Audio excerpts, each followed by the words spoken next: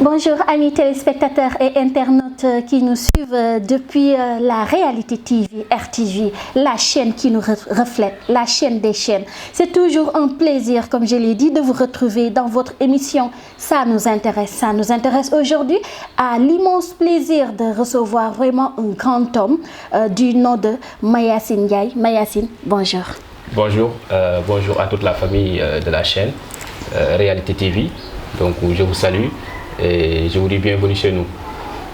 Voilà, Mayacine, aujourd'hui, nous comptons nous en tenir avec vous afin de parler un peu de votre des enjeux politiques au sein de Babaye, parce que nous ne sommes pas censés ne pas savoir que Mayacine Babaye yëngatu na fan yi torop, mais avant que ñuy dugg émission bi 100% politique, il faudrait que Mayacine wax ñu tuuti parce que nekk na nit ki nga xamanteni, à ce qu'on sache, il n'avait pas l'intention de devenir un homme politique. Lan moo indi ba tey nga faqasalu pour vraiment embrasser ce milieu?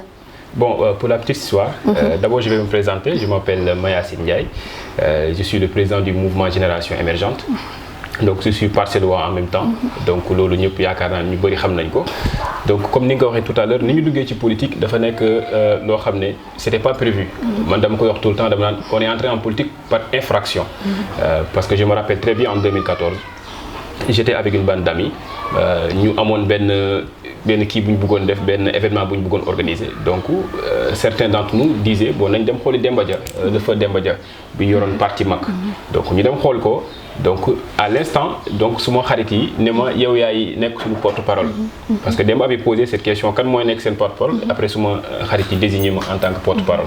Donc on avait rien préparé. Donc man ma wax li nga xam ne moom la ñu bëgg a def ak tamit lu ñu xam tamit ci Demba Dia et le pourquoi ñu demoon seeti ko moom. Machallah, au passage, nous Sophia, dit sœur à Demba Dia, comme il l'a si bien dit.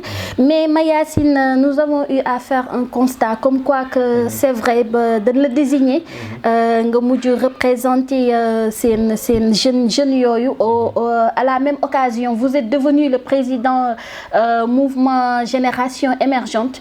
Mais comment s'est fait ce lien avec l'ex-ministre de l'économie et des finances, au point même de vous faire appeler son fils, parce que de nous dire vous êtes trop proche même. Bon, pour Amadou Ba, ñëw ci biir politique biir Parcelles Assainies, c'était en 2016. Donc président Macky Sall envoyé ko fi pour nous jàppale ko biir Parcelles Assainies. Nous on était des acteurs avant moom muy ñëw. Parce que comme nous l'avons dit, en 2014, nous sommes président du mouvement des jeunes du MAC. En 2015, on a créé notre propre mouvement avec, après le décès de Demba Dia, on a créé notre propre mouvement, tout de Génération Émergente. Toujours, si même lancé, c'est le président de la République qui ligue Bimidef. Donc, tu l'as nous sommes des acteurs sur le terrain, nous sommes des jeunesse. Donc, nous approchons aussi. Liñ ci gis ngëneel dong lañ ci gis. Tantôt, pas plus tard qu'avant-hier, am na nit ñu ma doon laaj ne ma yow depuis ba nga commencé ànd ak Amadou ba léegi ñu bëri bàyyi nañ ko et tout le temps yow yaa ngi ci biir nekkam ci biir këram ba léegi. may leen relation bu ma lii ak moom certes au début relation politique la mais maintenant nekkatul relation politique dafa nekk relation boo xam ne maintenant c'est extra politique. Donc on le considère comme ni mu koy waxee saa su ne suma rakk Mayacine wala suma doom wala suma nangam. Donc relation bu saine la. Donc ñun ñëpp bu ñu ko bàyyi sax ñun dañ koy jàpp. Parce que gisuñu ci moom lu war a tax ñu war koo bàyyi. Loolu tamit ñu nekk ci moom di liggéey ak moom dem ci élection 2017 yi ñu désigné woon ñu comme président des mouvements de soutien de la coalition Benno Bokk Yaakaar au Parcelles Assainies ñu def ci liggéey bi ñu ci war a def ànd ceeg moom en 2019 tamit idem ñu dem ci ànd ceeg moom liggéey ci ba ñu si bëri xam ñu si ba ñu ci jógee jël nañ benn stand-by toog nañu lu yàgg defatuñu woon benn activité politique parce que tamit comme j'ai l'habitude de le dire la politique c'est pas toute ma vie c'est juste une partie de ma vie. Certes je suis jeune mais je vais pas me sacrifier di def wala di saaga wala di tooñ wala def loo xam ne ëllëg dañ la si gis di la dut baaraam donc politique bi day am benn moment da nga koy def benn moment boo xam da ngay toog seetaan xool l'évolution de la scène parce que mënoo chaque instant nga yëngu bi nekk suñuy yëfu bopp ba ñu demee ba xam ne jotaat na pour ñu ñëwaat nag ñu ñëwaat donc te ndax mosuñoo bàyyi affaire bi mais c'est à chaque instant il faut savoir être en retrait quand tu vois un peu d'obscurité ci environnement bi nga nekk il faut nga dem benn retrait après ñëwaat mais on a toujours soutenu le président de la République et on continuera de le soutenir avec son coordonnateur de la coalition mais coordonnateur de l'APR aux Parcelles muy monsieur le ministre Amadou Ba donc. Vous nous suivez toujours sur RTV, la réalité TV, cette chaîne qui vous reflète.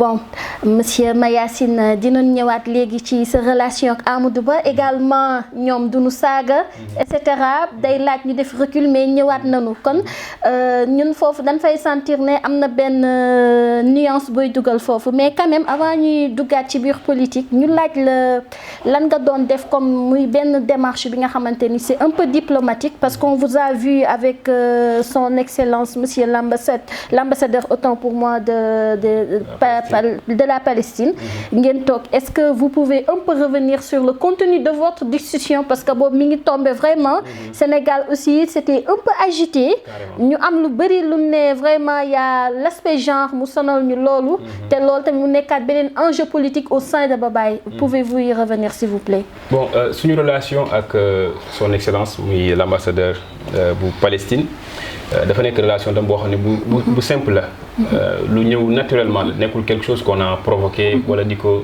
wër pour mun koo am yàlla daf ñuy suturaal parce que lépp ci suturaal yàlla la saa su ne dañuy am la possibilité di dajeek ñoo xam ne en quelque sorte entre guillemets ay kilifa lañ ci kaw ci jamono ji donc ba événement yi amee moom je l'ai rencontré ci benn lieu par l'entremise d'un ami bu ma ko présenté donc mu présenté ma en tant qu'un jeune acteur politique et autres donc on a échangé nos numéros et ça a été vraiment simple donc ba mu commencé affaire Palestine bi am moom personnellement moom message.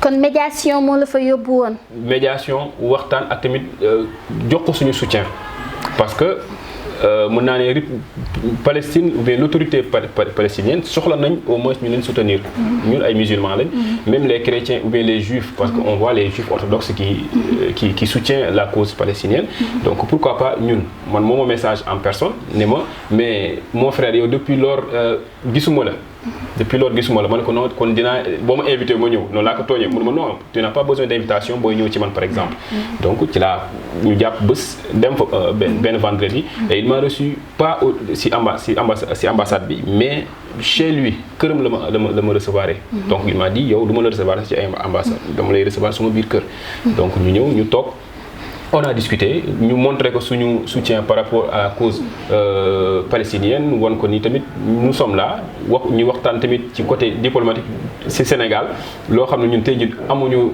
capacité wala droit wax ko mais waxtaan nañ en profondeur ci cause bi ci relation ak Sénégal ci tamit relation yi ko chef religieux yi tamit ñu ngi koy soutenir biir Sénégal loolu tamit pour man satisfaction la parce que ñoom dem nañ ba xam ni Sénégal moom mënoo fii def dara sans l'apport des religieux te loolu tamit sant yàlla la donc waxtaan nañ ci loolu waxtaan nañ tamit ci suñu mouvement bi comment nan lañ ko mën a jàppale ba mu invité waat ñu sax ci benn inauguration fii nii au niveau de Bambilor benn kii la woon jumelage entre commune de Bambilor ak benn commune bi nekk au niveau même de la bande de Gaza donc boobu nag mujj ñu see dem parce que dañoo nekkoon ci yeneen mais ci cadre boobu la ñu waxtaanee moom tamit mu nekk quelqu'un boo xam il est hyper intelligent macha allah et ku bëgg Sénégal la tamit donc pourquoi pas ñun doomu Sénégal du ñu leen jàppale ci cause yu mel noonu.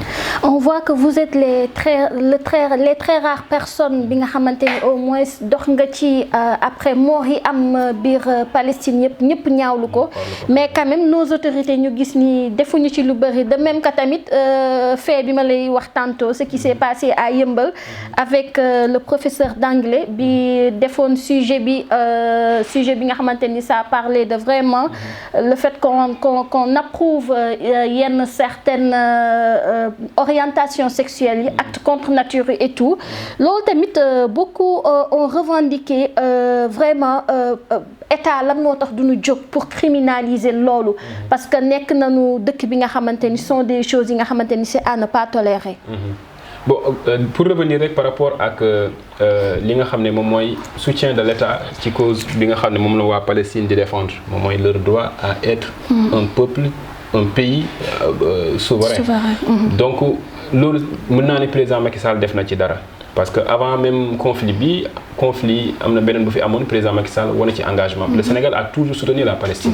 donc moom tout le monde le sait depuis Senghor dañ lay wax sax y a un boulevard au niveau même ci Palestine. ñenn ñi ne Mayacine ñenn ñi ne président nanguwu ci woon wax parce que ceeb bi ñuy jox ak dëwlin bi ñuy jox bis bu ci waxee rek on va couper ça. non yooyu ay waxu politicien la. ay waxu opposant la moom ay waxu vous savez l'opposant en quelque sorte il a le métier le plus noble du monde.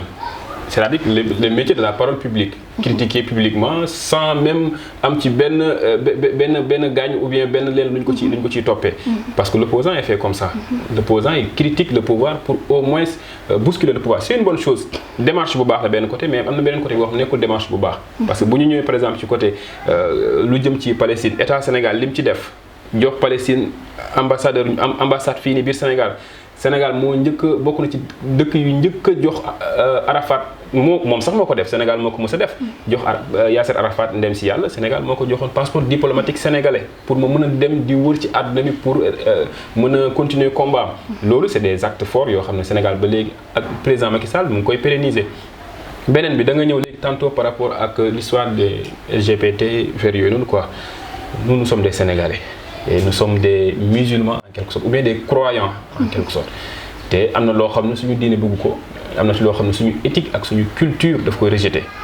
donc que nga nekk politicien ou bien homme politique autant pour moi parce que moi j'aime pas le terme politicien c'est un peu péjoratif pour nga nekk homme politique ou bien nga nekk religieux ou bien nga nekk un activiste loolu gisuma Sénégal koo xam ne di nga favoriser yu mel noonu parce que suñu culture moo ko nangul te président Macky Sall avec Obama devant Obama qui était l'homme le plus puissant au monde en son temps moom jël na courage am à deux mains wax ne ñun duñu daganal lu mel noonu. ñun pare gunu loolu bu doyul parce que si ñu indiwaat vaar yi parce que son excellence il a dit publiquement pare gunu pourquoi il n'a pas tranché pour dire non ñett duñ ko def. mais il vient de le faire récemment. d'accord vidéo yi mi ngi daw. d'accord mais tant qu'il sera président de la République du Sénégal jamais duñu légaliser homosexualité. justement Mayacine parce qu'il a été poussé à bout parce que récemment président nag xam na ni quoi qu'on puisse dire bu gisee génn bi Sénégalais yépp génn c'est sûr que normalement dinañu woo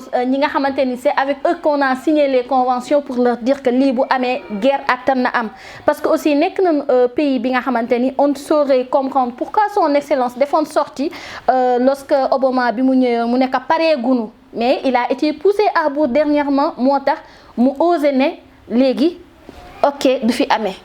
mais attends ak pare gu ñu avant muy wax loolu lan la wax Obama. dafa xamal Obama par exemple la peine de mort au Sénégal a été abolie depuis belle lurette. Et pourtant aux États-Unis il y a des États qui appliquent la peine de mort. Si. donc indi na au moins le parallélisme entre les deux États ou bien entre les deux peuples ou bien entre les deux cultures. Aux États-Unis jusqu'à présent il y a des États yoo xam ne dañoo appliquer la peine de mort. Au Sénégal dañ ko abolir. donc ça c'est des avancées. yoo xam ne Sénégal daf ko def devant les États-Unis par exemple sur le plan au moins de la respect de la vie humaine. Exactement. léegi bu ñu ñëwee par exemple ci côté homosexuel le président a été clair.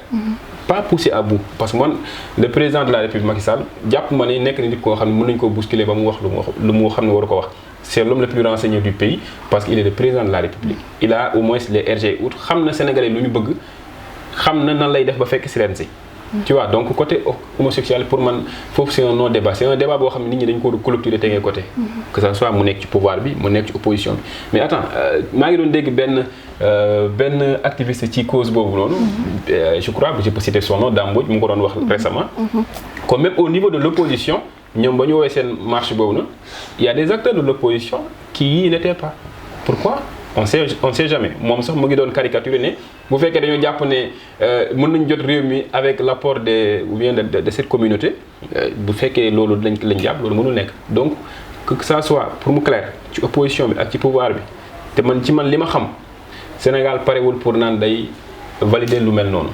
J'imagine. Merci beaucoup Mayacine. Vous nous suivez toujours sur la RTV, la chaîne qui vous reflète. Merci à ceux qui nous suivent. Merci à nos internautes. N'oubliez toujours pas de cliquer afin d'aimer, de vous abonner également sur cette chaîne, la meilleure des meilleurs. Mayacine, en parlant d'opposition et de pouvoir, quelle impression avez-vous du fait que Moussa Sy ait quitté Khalifa Sall pour rejoindre la mouvance présidentielle? Bon, dama koy wax nit ñu bëri. peut-être duñu ma comprendre. Moi j'ai pas de problème personnel avec monsieur le maire Moussa Sy. Comment l'avez-vous accueilli alors? Bien, comme tout un chacun, il est venu. À un moment donné, on avait besoin et on a toujours besoin de nouvelles têtes dans la coalition. Des personnes yoo xam dañuy ñëw indaale seen expérience, mais aussi indaale tamit seen xam-xam ci gestion politique de la chose publique en quelque sorte. Alors Mayacine, au sein de Babaye, pourquoi il vous est si difficile il vous est si difficile, voire même impossible, dirais même, de vous supporter? Parce que dès que quelqu'un rejoint la mouvance, voilà, il y a tellement dafa bëri coow seen biir ak siisante. Mais c'est normal parce que parti bu mag la APR nekk léegi en quelque sorte il faut loolu tamit nit ñi xam ko. Parti buy mag gis nañ fi CAP 21 avec son excellence monsieur le président Abdoulaye Wade. À un moment donné amoon na ay remous. loolu mënut a ñàkk ci parti.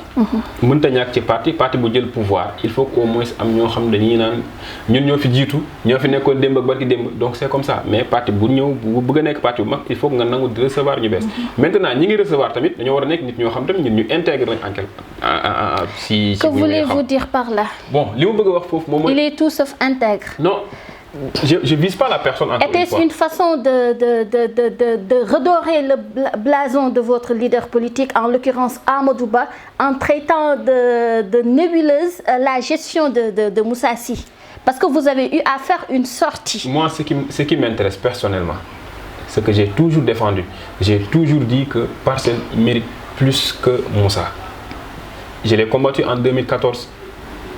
Et là ñu ngi dem ci élection municipale yu 2022. li ma jàpp te gëm ko. encore une fois awma problème personnel ak moom. parce que kenn ci ay doomam su ma nit la. donc dina am kersa di wax ci moom lu ñaaw. mais nag bu ñëw ci la chose publique mooy gestion de la mairie des Parcelles Assainies. franchement parler man dama koy wax tout le temps. jarul ñuy saaga jarul ñuy critiquer man personnellement ku ñuy wax yenn wax yi du ma la tontu. parce que pour man nous en tant que jeune on doit incarner beneen leadership beneen image. que di nekk ñoo xam ne sànnante xeer rek lañ leen di digal ñuy def. parce que tam ëllëg ñun ñoo fi war a mën a nekk. mais gestion damay wax léeg-léeg ñi nga xam ne ñoom ñoo koy topp ne leen li ma leen ma fukki mbir rek yoo xam ne Moussa def na ko biir Parcelles bu leen ma wax nag loo xam ne naan Korité jot na mu may fi 25000 aide sociale yooyu wala PAC ñëw na mu may fi 20000 et autres non non nañ ma wax loo xam ne mën naa ci teg suma loxo wala Parcelles waaye mën nañ koo gis Parcelles fa mu newoon en 2009 par exemple lenn moo fi soppeeku ci man li may wax mooy am na kër yoo xam ne baraak la woon nekk na étage. am na yoo xam ne R+1 la woon nekk na R+2 jëm kaw loolu nag doomu Parcelles yi ak suñu papa yi ñoo ko liggéeyal seen bopp. mais ci côté ñëw leen ci côté voirie yi Parcelles am na plus de wala tamit gestion des inondations Parcelles am na plus de 13 points bas yoo xam ne bu tawee oto du fa mën a dugg. lan la ci mairie bi def. bu ñu mënee dañu bëgg a léegi ñëw ci côté voirie publique et autres ville de Dakar moo fi def pavage yi encore une fois c'est pas la mairie des Parcelles Assainies. te ville de Dakar jamono yi moom ngi woon ak Khalifa Sall. ba fi Khalifa Sall jógee la pavage bi arrêté woon taxaw. yem unité 22 18 je pense ak. ci alentour mairie bi nga xam ne moom la jàppee palais de la république am. donc à part foofu am na fan lañ pavé biir Parcelles. boo jëlee allées yu gën a ngande biir Parcelles nga ñëw sapeur pompier yi jëm ba Dior. wala nga ñëw jël église bi dem ba croisement 22. allées yooyu bokk na ci allées artères yu gën a ngande biir Parcelles est-ce que gis ngeen fa garab. est-ce que gis ngeen fa pavage. Parcelles Assainies est-ce que am na lieu public bu nit yi mën a bànneexoo c'est-à-dire nga dem.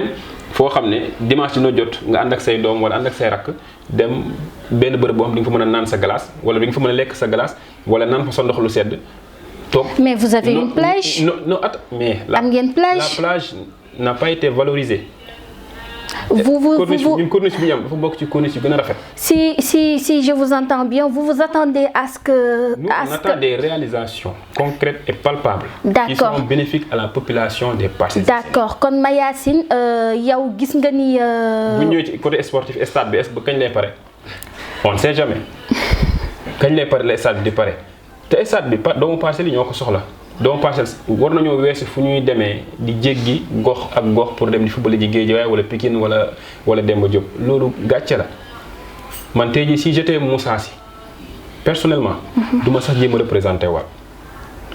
parce que fii mu jëm nii c'est pas une question de Macky Sall lay xaar pour mu wax président Macky Sall autant pour moi mbir mi mbirum doomu Parcelles Assainies la ñoom ñooy yeewu gis nga ñun acteurs politiques yi mootuñu sax 2% de la population. donc ñun ñoo war a régler suñu pecc en quelque sorte. man dama koy wax sa léegi dama koy tooñ suma benn waay moom jàngul tubaab. bu waxee ma ne ko ñun jàngkat tubaab ñoo yàq réew mi. Mais plus d'une décennie, c'est vrai qu'il a été à la tête de la mairie. Mais est-ce que réalisation ñoo jël du temps, etc. Parce que même il y en a qui le reprochent construire l'hôpital, construire le... Parce que c'est même pas de ses prérogatives. Non, attends. Il est le maire. C'est lui qui, même si vous faites beaucoup de prérogatives directes, c'est lui qui doit être capable d'aller négocier pour au moins Parcelles am hôpital. Parcelles amul hôpital. Ñu ba dañuy juum japp né Mam Abdou moy hôpital. Mam Abdou du hôpital. Centre hospitalier la. Du hôpital. Parcelles sur 300 hectares par exemple, plus de 300 et quelques mille habitants. Imagine-toi, man personnellement, suma amone luma metti, jangoro buma dab wala suma wa kër lu len dab. Je t'assure, duñu dem hôpital Mam Abdou parce que man tay ji pour man mouroir la ko jappé. nañ mu jéggal ci wax ji parce que xam naa ñi fay liggéey am naa si ñoo xam ne sama dëkk ak ñoom. xam naa ni nekkul fii bërëbu fajukaay boo xam ne mën nañ la jox soins yi nga soxla. mais loolu nag mairie bi daf ci am part de responsabilité. boo xam ne moom moo ko waroon a jouer mais boo ma nee par exemple plus d'une décennie mu nekk fi 14 ans. mais 14 ans yi Parcelles mënuñu fexe sax ba am hôpital. mais yaa ngi doon wax léegi sax en terme propos nga ni lu bëri da ko waroon def moo war a dem vers ça c'est vrai récemment gis nañu Go Faye jox ko ay brancard yu bëri et cetera est-ce que tamit nekkul dans ce sens. N'oublions pas une chose. Allez-y. Moussa Sy le maire Moussa Sy nekkul toujours dans l'opposition ba mu nekkee ci maire bi fàttaliku leen 2009 la nekk maire 2009 Abdoulaye Wade moo ngi fi woon en tant que président de la République. Moussa Sy Abdoulaye Wade jàppale ko mu nekk maire. te ñëpp xamoon ne Demba Dia moo gagné woon. mais 2009 nga nekk ak yow parti au pouvoir ñu ñëw le maire de Dakar nekk ak yow en accointance directe. di la jàppale directement. te ñëpp xam nañu maire de Dakar lu muy peser. ci budget munoo fexe ba am ci moom. loo xam ne di nga ko mën a réaliser biir Parcelles Assainies ñu ñëwaat tey ji nga ñëw duggaat biir APR ndax lan parce que da nga ñëw daw làqu parce que xam nga ne bu ñu demee ci élection nga jàkkaarloog njabootu président Macky Sall nga ñàkk mooy gën a yomb ka nga am donc tactique vous le traitez de lâche. Moi je le traite pas de lâche parce que traiter quelqu'un de lâche bon c'est l'affronter directement ou bien c'est l'insulter directement ça fait pas partie de mes idéaux ni de mes valeurs. C'est un traître pour vous. Il peut se considérer comme tel. Mais vous le considérez comment? Moi, je le considère tout simplement comme un opportuniste qui essaie de saisir tout le temps les occasions pour rester à la mairie. Parce que sans la mairie, il n'y aura pas de Moussa. À vous entendre parler, il n'hésitera pas alors, Boufi Benen président Togué, Tamit Moudem Anda bien sûr. Tant qu'il y a la mairie des Parcelles Assainies, pour moi, mon obsession le diapé. Alors, en parlant d'obsession, Mbayassine, pourquoi tant d'obsession vis-à-vis de Moussa Sy? Moi, je n'ai pas d'obsession envers. Ah oui, parce que de source sûre, vous êtes même allé à accuser ces militants d'avoir cassé vos pare-brises. Pourquoi avoir allé aussi loin? Attends, dafa am lo xamné dafa xew. Man dama dëkk ci quartier bo xamné mën na né bokku na ci mom base politique muy unité 17. Yalla dogal fa à chaque fois depuis plus de 4 ans, jeunes yi fa nek bu ñu organiser dara dañ ma ci jital. Et ils savent bel et bien que ña fa nek ñom ñoy nek en quelque sorte anti-guerre au pouvoir. Ñom ëpp doole sur le plan sur les moyens et autres. ñom wara sax ëpp visibilité en quelque sorte. Mais jeunesse bi fa nek ñom duñu tenir en compte lool. Ñom à chaque fois lu ñuy xolé dañ ma ci jital. Légui bi yoon ñu jital ma ci mbir ba ñëw ma def fa déclaration. Le matin ma ñëw di xey ñu ne ma taj cassé suma auto ba may def déclaration raayuma Moussa raayuma gestion mais dama woo population bi ak jeunesse bi pour ñu àndandoo doon benn surtout ci Parcelles Assainies changer li fi nekk et ci foofu ba mu xewee moi j'ai porté plainte contre X mais j'ai le droit de soupçonner l'autre camp j'ai le droit de soupçonner mais bu ma xamoon par exemple automatiquement moom moo ko def wala ñoom ñoo ko def non bu may porté plainte ñoom lay porté plainte directement donc ñoom bu fekkee dañoo gis seen bopp ci mbir mi sëñ bi wala soxna si maa ngi jéggul kon c'est parce que peut-être dafa am lu ci def. De sources sur Mayacine militant Moussa Sy nga accusé mais comme on ne révèle pas nos sources bon on s'en limite là mais quand même yow militant Moussa Sy nga interpellé directement ne ñoom ñoo toj sa oto de sources sûres. Voilà vous nous suivez toujours sur la RTV, la chaîne qui vous reflète. Mayacine, nous en sommes presque au terme de notre émission. Xanaa di la laaj est-ce que votre leader politique Amadou Ba convoite vraiment compte convoiter la mairie. foofu dama ciy wax loo xam ne bëriwul pour population bi xam man li ma gëm moom mooy population sénégalaise bi yëpp mais surtout jeunes yi ak jeune foo mënti bokk ak foo mënti nekk boo bokkee ci benn dëkk boo xam ne dëkk boobu jàpp nga ne maire ba fa nekk liggéeyul tu as l'obligation le devoir de vous unir et aller à la conquête de cette mairie. Mayacine foofu dama lay dagg parce que Mayacine est-ce que Moussa Sy gënul gestion Amadou Ba apparemment mais Amadou Ba il n'a jamais géré la mairie et pourtant il a fait plus que le maire. Mais attendez Amadou Ba mais maire dañ ciy soxla ku disponible ki nga xamante ni il est disponible. Mais Amadou Ba on l'appelle le maire fantôme. Amadou Ba personne ne le voit. Il n'a jamais été maire. Amadou Ba ay sorties nocturnes lay def xaaja guddi lay def ay sorties. Il n'a jamais été maire il faut que nit ñi xam ko. Mais Amadou Ba kenn du ko gis ba il a été le ministre de l'économie et des finances et du plan. enjeu xaalis bi moo tax du génn bëccëg. Non attends boobu amuloon jot di lijjanti problème mu Sénégal en même à l'extérieur en même temps tamit nekkaat ci biir ci di def politique président Macky Sall moo ko dugal ci politique mais bu nekkoon ci Amadou Ba kese du def politique. D'accord politique bi lu ko dab la beneen bi ba mu ñëwee nekk ministre des affaires étrangères ñëpp dañu doon wax na dañ ko génne dëkk bi Macky Sall génne na ko dëkk bi mais attends affaires étrangères cela veut dire que yow normalement mun naa à 95% sa temps à l'étranger nga koy jox pour redorer l'image du Sénégal travail pour le Sénégal à l'extérieur du Sénégal. Politiquement ñun ñoo fi waroon nekk te ñun ñoo fi nekk di ko politique là où je vous parle.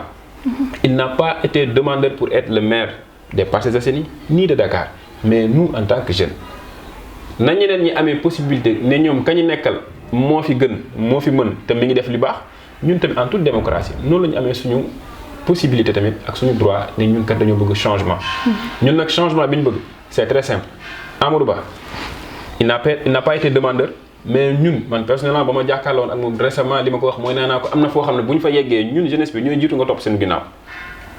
c'est-à-dire bu ma la ko bëggoon résumer dama ko doon wan ni kat am na fu ñu toll foo xam ne on a besoin de votre image pour refaire les Parcelles Assainies pour refaire Dakar. Et man li ma jàpp moom mooy seul profil ou bien seule personne boo xam ne si coalition Benno Bokk Yaakaar bi ñu bokk bu ñu mën a indil ndam ci loolu. loolu nag dem ci woo jeunesse bi yëpp jeunesse su Ndakaaru jeunesse su Parcelles di leen ubbil suñuy loxo. mu leeraat seen bopp tamit Amadou Ba yónniwuñu waxloowuñu mais ñun ñoo koy forcer pour moom mu ñëw jiite ñu ndax moom lañ jàpp ne moo ñu mën a doxalal suñu gox am nañ ci droit je crois loolu yaakaar naa ne du crime de lèse-majesté comme niñ ko nit ñi di wax ci yenn termes yi. mais Mayacine Amadou Ba est-ce que tey buñ ko doon voter pour mu nekk maire est-ce que duñ ko def par pure faiblesse pourquoi parce que Amadou Ba apparemment du maye 500 000. du may 800 000 moom 3 millions jëm kaw rek. kon boo gisee naan grand wax dëgg yàlla millions yi may dégg ci mbedd bi kat gisuguma ci sama bopp. bon ñu bàyyi sunu invité vraiment ça a été un plaisir de recevoir monsieur Mayacine Ndiaye président du mouvement Génération Émergente vraiment muy honneur ñu dalaloon la sunu émission ça nous intéresse. ça nous intéresse ñu xam lan ngay wax militant Moussa Sy jël sa pare-brise bi toj ko mu metti ñu torop. ñu bàyyi la nga tàggoo internet yi ak téléspectateurs yi. li may tàggatoo mën naa ni d'abord dama leen di remercier damay remercier aussi chaîne bi remercier Web TV bi ngeen yor te visité naa ko gis naa ni lu am solo ngeen ci liggéey te yéen ñu ko séq ñëpp muy caméraman yi muy monteur yi ak ñëpp ak yow mi di présentatrice bi. gis nañ ni ñu am talent ngeen donc macha allah. donc ba pare ngeen nekk doomu gox bi donc loolu dafa bokk ci loo xam ne da ngay liggéeyal Parcelles yéen a ngi def politique autrement c'est-à-dire yéen a ngi def politique boo xam ne politique de développement direct la c'est-à-dire yéen a ngi investir seen i moyens pour au moins jox au moins un peu de visibilité ñi nga xam ne ñoom ngeen jàpp ne ñu ngi xeexal Parcelles Assainies donc loolu dama leen ciy remercier di remercier aussi mouvement bi mu bokk muy Génération Émergente nga xam ne man moomuma ko ay nit ñoo ko tëgg ànd ceeg man ñu jiital ma teg ma seen kanam jàpp ne war naa leen mën a indil waxal seeni soxla mais aussi di remercier population Parcelles Assainies di woo jeunes yi ci lenn nanu bàyyi di topp leader pour di ko saagaal. waa Moussa Sy wuyu leen. di ko ak maa ci bëri ay copains lu ma fa bëgg a xam-xam ko. alhamdulilah sax laay wax xamu nag balaa ñenn ñi di ma kii mais am naa ci ay am di jàmm yoo xam ne ñii ba ma leen xamee ëpp na 17 ans. mais Moussa Sy ku mën a tooñ la. certes non moom. tooñ na la de. c'est un politicien. tooñ na la trop. moom c'est un politicien te li ñu mën a jàngatee ci moom war ko mën a wax ci moom mooy c'est un homme politique c'est un homme de terrain. mais ci terrain bi la ñuy mais c'est de bonne guerre sax ñu toj sa pare-brise bu doon yow est-ce que doo def pire. moom ci terrain bi la ñuy fekk. man aw ma lu may wax ak ñoo xam ne dañu ànd ak Moussa Sy man bu may wax. Moussa Sy la amal affaire moom la ñu jiital. kon moo toj sa pare-brise. bu ma amee lu may expliquer keneen ku ci commandé leneen problème am la na xam leen ne Mayacine du ko tontu Mayacine bu demee bay tontu Moussa Sy lay tontu. parce que ba ñuy fal Moussa Sy mooy nekk le maire dañ koy sànni xeer dañ koy duut baaraam ba keroog ñuy am la ñu bëgg te ñun la ñu bëgg moom mooy moom xam na ko ñi mu àndal xam nañu gis nga nguur buy jeex da ngay jàpp ne da nga am doole. ñu bëri loolu la ñuy dul fàttali gis nga nguur bi jeex da ngay jàpp ne da nga am doole fekk yow manque dong nga gis nga puso moo lay jëm rek nga wàcc donc ñoom nañu xam ni yàlla dogal na ni fii ñu jëm wax dëgg yàlla yàlla rek moo xam ne mais jeunesse su Parcelles ak ma li ma gis pareew ñu pour reconduire leen xale yi dañoo yeewu gis nga damay dégg benn mouvement tey ji dama leen félicité muy Parcelles doy na nous on a été les précurseurs en quelque sorte en 2014 ñun ñoo fi sampoon benn mouvement tuddee ko na fi jóg man ak ñam Mansour y avait tamit les gars de l'APR am ñu bokk ci opposition bi ak ñeneen ñëpp ñu booloo suñu doole tuddee ko na fi jóg 2014 li may wax ni am na ay témoins di xeex Moussa Sy yàlla mooy ñu si woon ndam mais tey ji bu ñu gisaatee yeneen mouvement di ñëw pour xeex Moussa Sy xeexuñu Moussa Sy de encore une fois de mais dañu bëgg a xeex pour Parcelles récupérer indépendance am te am nañ ci droit l'ensemble des jeunes du Sénégal peu importe ak fu ñu bokk ak fu ñu mënti nekk dañoo war a dajale boole seen doole fexe ba au moins maire bu ñu dëkkal ak foo mën a bokk liggéeyoo nañ la fa jëlee teg fa keneen mbir mi dañoo man damay ñaan sax au moins président Macky Sall ñu voté benn loi maire yi di am 2 mandats uniquement ku def sa ñaari 5 ans nga abal sa morom mais da ngay gis maire yoo xam dañuy toog 20 ans ñii 25 ans boo waxee ñu ne gisuma ku ma mën a doon mais attends ñoom ñooy kat ñoom ba ñuy ñëw dañoo doon nit kooku bu fa toogoon ne gisuma ku ma mën a doon du ñu nekk maire. beneen bi mooy ñun soxla ñu nekk maire soxla ñu sax nekk ci bokk ci conseil municipal pour mu leer soxla li ñu soxla leen dong la mooy di yeewu Parcelles di gis Parcelles ngi dox lamp yi di tàkk foo mënee jaar foo xam ne mën nga faa nooyi nga dem nooyi fa mais Parcelles fooy nooyee Parcelles fi ko fi bëgg a bëgg da ngay génn Parcelles kenn mënu fee bëgg amul benn espace de jeune bu mën a tax jeunesse bi mën a toog biir Parcelles jëriñu biir Parcelles maa ànd ak yow ñu ne la kaay ci mairie bi jël mairie bi def ko benn mën naan benn usine boo xam ne usine de benn réservoir politique xale yi ku tëb rek ne maa ngi dem ci mairie bi nommé nañ ko PCA dañ koy félicité ci loolu parce que doomu Parcelles la Macky Sall nommé ko PCA dañ koy félicité mais bu ñëwee ci cadre gestion de la mairie franchement il y a beaucoup de choses yoo xam ne mën nañu ko reprocher donc maa ngi santaat di gërëm buñ ko toppee du jeex di leen xamal di leen jox rendez-vous au soir du au soir du 23 janvier je pense 2022 que Parcelles jël indépendance am ku mën a toog ak ku bëgg a toog na toog mais ñun on a un autre candidat c'est Amadou Ba on a un autre candidat à Dakar c'est Amadou Ba donc loolu daal la amul lu may béggee li may wax gars yi di leen sant di leen gërëm. Merci beaucoup, merci à Mayacine Ndiaye, notre invité du jour vraiment kontaan nañu bu baax a baax di leen joxaat dig daje beneen yoon seen beneen numéro di remercier bu baax a baax waa régie di remercier Ablaye waaw kooku bu dul man du laal daraay régie waaye kenn du sëñ Cheikh sama trésor Aboukan merci à internautes yi ñuy suivre et nous vous disons à très prochainement au revoir.